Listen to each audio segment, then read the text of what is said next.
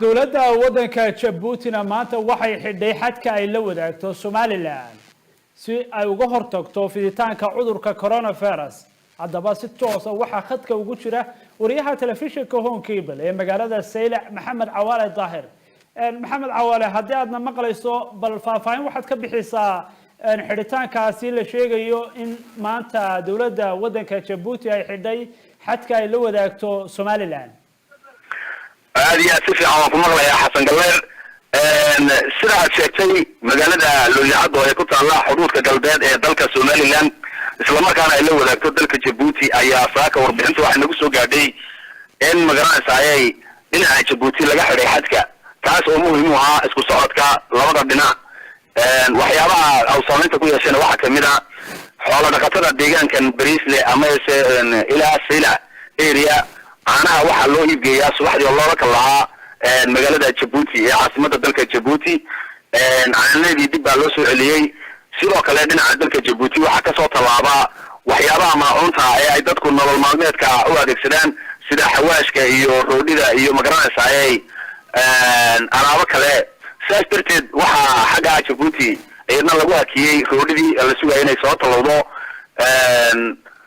waxa la xiriiray dhinaca saraakiisha dhinaca Somaliland waxay sheegeen in dadkii rakaabkii magaranaysa xaggan ka talaabayay maanta aanay talaabin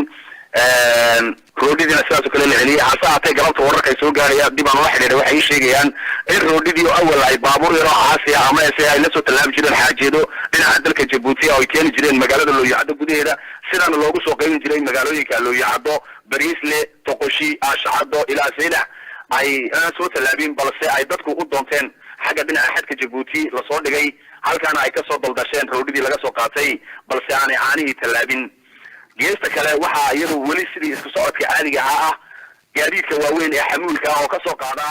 dhinaca magaalada xadka Jabuuti loo soo dhigo alaabada ka soo dhigta dekada caalamiga ee marsada Jabuuti alaabada transitka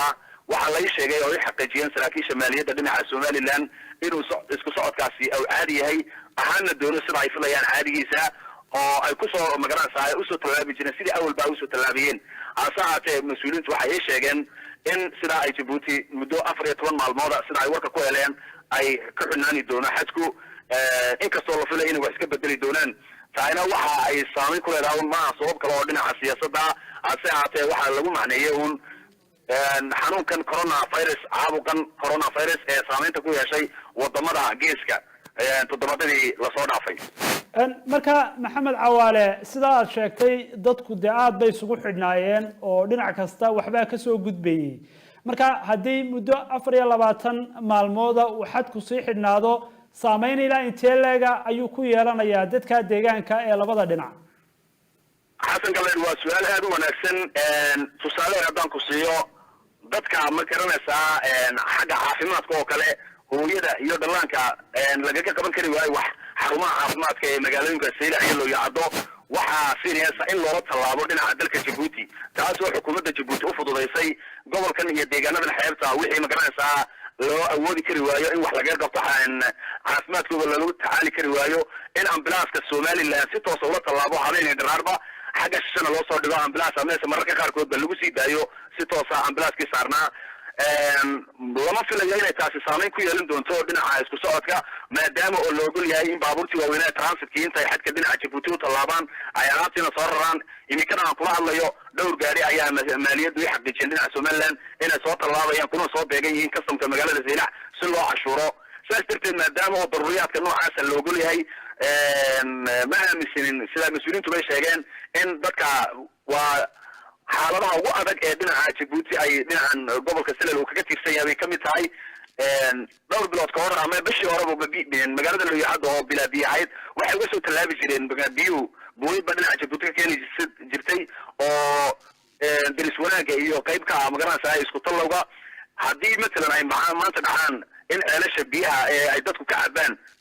ay wax noqdaan waxa suuragal ah in ama jineerada ka soo talaaban dhinaca Jabuuti ama qalabkan ceelasha inta la furo loo talaabiyo dhinaca xadka Jabuuti oo isla markaana magaalada gudaheeda lagu soo la saaro taana ma filayno inay saameyn ku yeelan doonto asaate waxa la filayaa kaliya in dadkii isku socodkii magaranaysa passenger-kii oo stop u gaab galay على ظاهر وريها تلفزيون كهون كيبل مقالة سيلع داود يال وحي ورا كسو كوردا حد كاسي سومالي لان يتشبوتي وررك الدنبي اياد كو داون دونتان aad baad u mahadsantahay maxaad cawaladahay waayo adiga mudan hadda kale